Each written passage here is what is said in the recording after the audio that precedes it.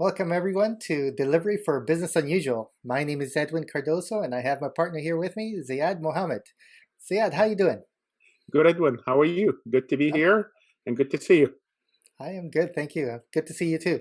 Yeah. Uh, Today we're going to be covering what Delivery for Business Unusual is and go over a bit of an agenda. We hope to wrap it up in about 10 to 15 minutes, Yeah. but hoping that people get something out of this and continue along with our journey as we try to figure out where our economy is and where our industry is right now through these uncertain times. Yeah. So, Zaya, would you like to kind of share from where we got the name Delivery for Business Unusual? Well, it came from a coffee discussion about 10 months or so ago, right? Late January, early February, where we're talking about the challenges that we face from both sides, from both our roles, right? And what do we see the challenges with business and looking at the synergies and how our roles would complement each other. But then that was before COVID, and then COVID comes in, and the whole world turns upside down. And delivery for business unusual takes a whole different meaning now because it is business unusual.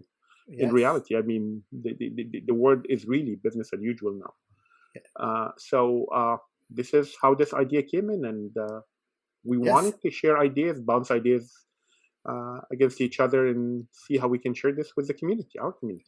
definitely. Yes, definitely. We grew into the name, and Yeah. what an appropriate time where everything is virtual. And we had talked about this way before it even was that way. So, Yes. uh, great. So, let's go through the agenda. We're going to share our roles, who we are, and what we do, and then also talk about what our role expectations were when we used to work with each other, not directly with each other, but someone in the opposite role, The rules. Yeah. pre-COVID, Mhm. and that'll help because it'll kind of carry the conversation into how do we work with each other's roles now in today's world, and we've built a bit of a backlog that we can go over, and we can decide what our podcast number 2 will be all about.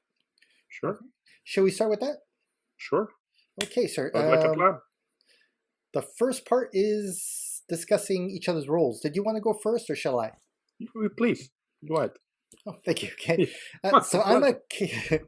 I'm a Kanban coach, a service delivery manager, and I help leaders and teams be more productive, uh, but also increasing their enjoyment of work.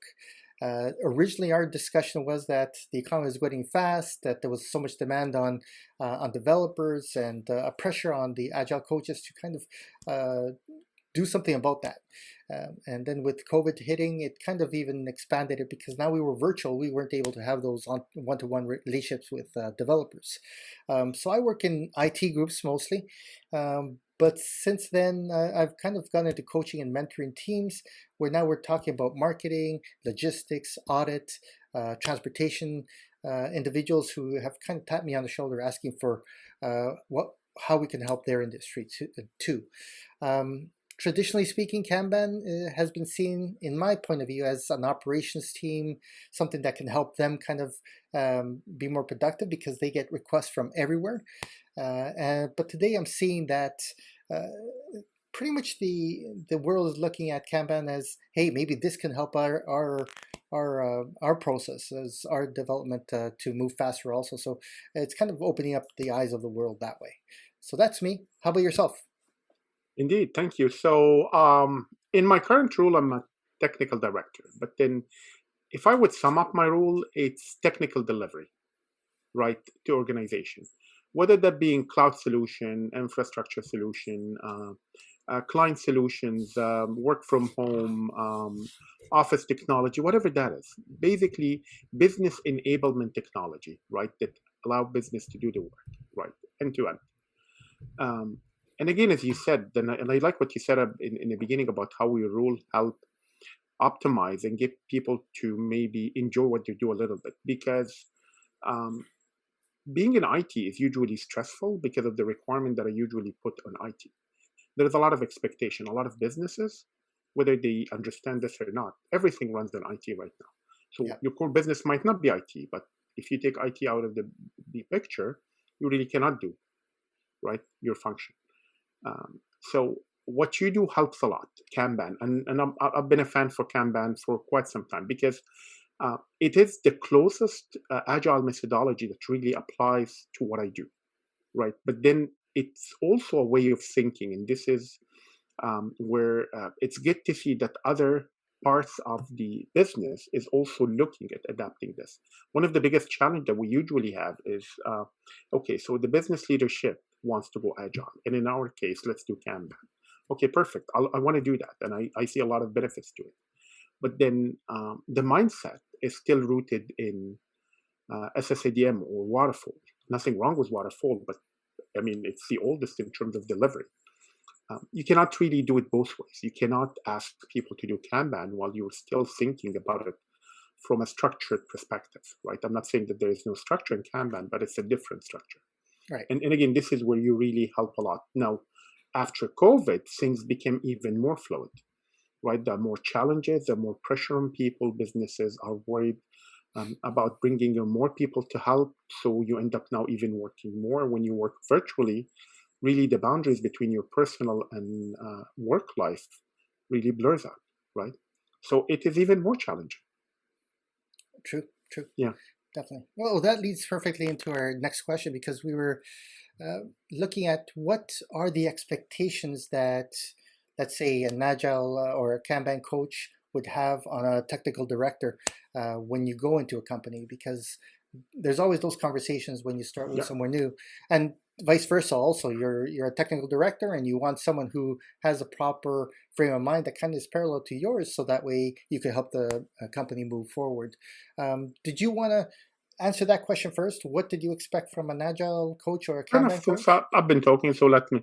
So when I get a when I'm introduced to a Kanban coach coming in, I want him or her to help me optimize the operation, make workflow smoothly, avoid bottlenecks, right? Better utilize the, I don't have to use resources, better utilize my team, have them use their time in a better and more efficient way.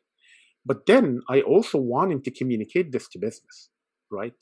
And get him to understand that this is a mindset. Okay, so you want us to work, you want us to embrace Kanban, great, right? But do you understand the how does this change our delivery approach? Right? They need, in many cases, you need this kind of understanding and embracement from the leadership, Mm, right? So they would know, okay, why are we doing it the way we're doing it? And this is where a good Kanban coach like you would really help a lot. awesome, awesome. Thank you for Yeah, that. And yeah. from my point of view, when I look at a technical director and I'm coming into a new company, I'm normally trying to ask them a question like, why do you have someone there? Why do you want to go agile? Sometimes though, it just is a fad. So it's Yeah. everybody else is doing it. So why don't we do it too? Yes, yes, Um, indeed. uh, Sometimes it's also uh, they when I ask them what the purpose or what's the goals for the next little bit for their department or their company, they can't give me a direct answer. And I'm starting to, with time, kind of realizing that even though they might have goals for their department, You they don't don't understand what have it is. they don't have clear understanding from above what their goals are. So and they might get it might not work out, right? So um, those are normally the first two questions I ask them: is why do you want me there, and the second is what is the goals for the department. The last one is kind of really tells a story. Is I asked them, what would you like to be improved right away, like the one thing, and if they can't answer that, and most of the time they can't, all they can say is, I'm just overwhelmed, I'm overworked, we can't breathe down here, everybody is just going crazy. That tells a lot about where the company is and how and what they need help with, right? So um, those are the three pretty much questions that I kind of come up with when I do something. And you really nailed it. That you actually, this is one point. This is one of the biggest challenges with agile in general and Kanban. When businesses are adapting this for the wrong reason. I mean, this could not be, we're doing this because it's the latest and greatest, or it's in fashion now, or whatever that is, right? There have to be an understanding, okay, we're doing this because one, two, three, even one, two, even one. right? We need to do that, and these question have to be answered by the leaders, not by can have a good understanding from what I'm trying to do, but at the end of the day, I'm delivering for business. Like my Right. team is only a part, right? I'm a business enabler. I'm not the business, right? So unless the business really answered this question, I may be able to answer this question at least for my team, but I need to put this as part of the greater answer for the business. And Awesome. indeed, as you said, this is the biggest challenge that we see day in, day out, especially where IT is usually the guinea pig for any agile in any organization, True. True. right? So this is good because we can. There's a lot of options for us to get to the next level of conversation. But Yeah. as we're running out of time here, I'm bringing up the backlog that we've created, Mhm. and it has how many? One, two, three, four, 8 different topics that we can go over in backlog. Zayad, I'm not going to read through them, but is there one that pops out to you that you might want to cover for podcast number 2? So initially, when we discussed that, it was all about, okay, so what's different now? But Yes. then the more you think about it and you look at it, okay, before I decide how it's different, I think we need to first understand how is the world itself and how the business world is different. But I think we need a better understanding first of what are we delivering for and how does what we're delivering for look like before we even decide how our delivery methods are different.